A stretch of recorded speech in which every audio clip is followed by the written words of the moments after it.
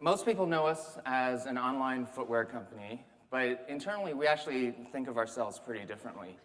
We're hoping 10 years from now people don't even realize that we started out selling shoes online. And in fact, today we actually sell a lot more than shoes. We sell clothing, even electronics, houseware, kitchenware.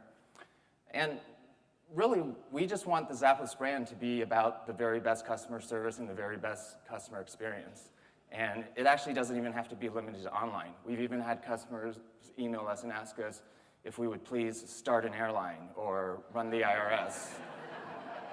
And we're not going to do either of those things this year, but 20, 30 years from now, I wouldn't rule out a Zappos Airlines that's just about the very best customer service. So one brand that we look towards for inspiration sometimes is Virgin. Virgin does airlines, music, a whole bunch of other businesses. The difference is that Virgin is more about being hip and cool. We just want to be about the very best customer service.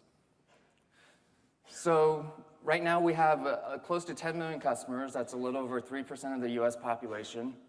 And really what we focus on is repeat customers.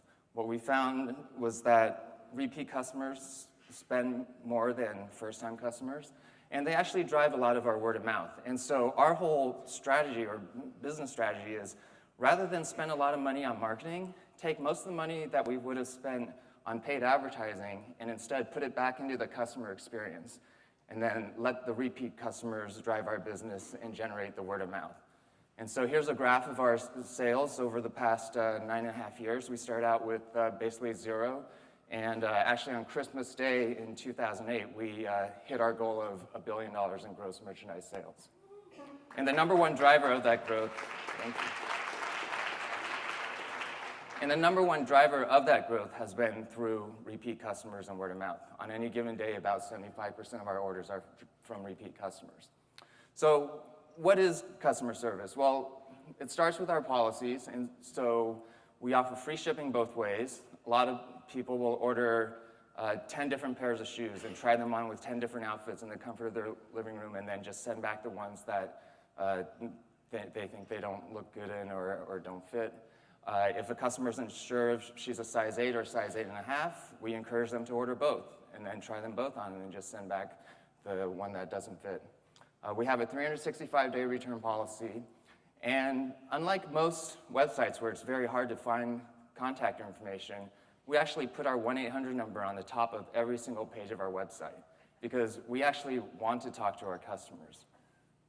And a lot of it's interesting, right? Because a lot of companies are looking to minimize customer contacts. I think there's even a metric I heard about the other day called I think CPU contacts per unit, and they're trying to get that number down.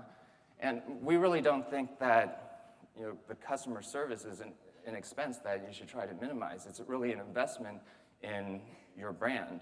And it's funny because I speak at a lot of marketing conferences, and they're always talking about consumers being bombarded with thousands and thousands of messages every day. Like, how do you get your message to stick out? How do you build a brand when there's so much noise coming in?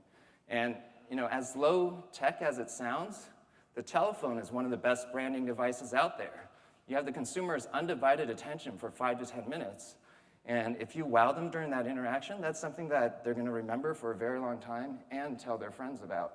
And so that's been our strategy, is let's get customers to call us as often as possible. And we take, right now, about 5,000 phone calls a day. And then we also have live chat, email, a presence on Twitter. Basically, we try to reach out to customers and talk to them in whatever way they feel most comfortable in. So all of the things listed on this slide, though, are things that competitors can and will eventually copy. So it's not just about the policies. It's about what happens after customers actually do place an order from you. For us, we decided a long time ago that we were going to inventory all of our product, which is actually very capital intensive, carries a lot of risk. But we decided not to drop ship any inventory because we couldn't control the customer experience that way, even though from a financial point of view, that's actually a very leverageable thing to do. I know for myself personally, I've ordered from a lot of websites, and after I place the order, I might every once in a while I get a notice, sometimes 2 days later, sometimes 2 weeks later, saying, oh, sorry, we're actually out of stock, that item's on back order, you can continue waiting, or so on. And what we found early on in the days of Zappos was that frustrates a lot of customers. We do a surprise upgrade for almost all of our repeat customers. So we promise customers they'll get their shoes or clothes in 4 or 5 business days. And then for our repeat customers, as a way of thanking them for their loyalty, we surprise upgrade them to overnight shipping. And so a lot of customers will order as late as midnight Eastern, and then the shoes or clothes that they ordered show up on their doorstep 8 hours later. And that just creates that wow moment, and it makes a really big emotional impact. And that is our goal, to drive that repeat customer behavior and word of mouth. And then the other thing is that everyone that works in our customer loyalty team is actually trained so that if a customer is looking for a pair of shoes, and let's say we're out of stock of their size, to look on at least 3 other websites, and if they find it there, to direct the customer to that competitor. And yes, we'll lose that sale, but we're not trying to maximize every single transaction. We're trying to build a lifelong relationship with the customer. So our NPS scores, when we do random email surveys, it's 83%. And when we do our voice surveys, it's 90%. That's after they've talked to a rep. So I began with a pizza story, so I'll end with a pizza story.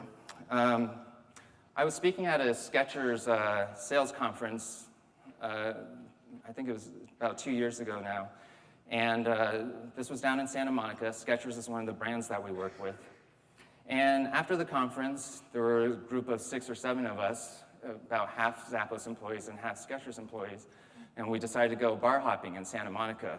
And it was my first time bar hopping in Santa Monica, so we wanted to make sure that we got a full tour of the Santa Monica bar scene.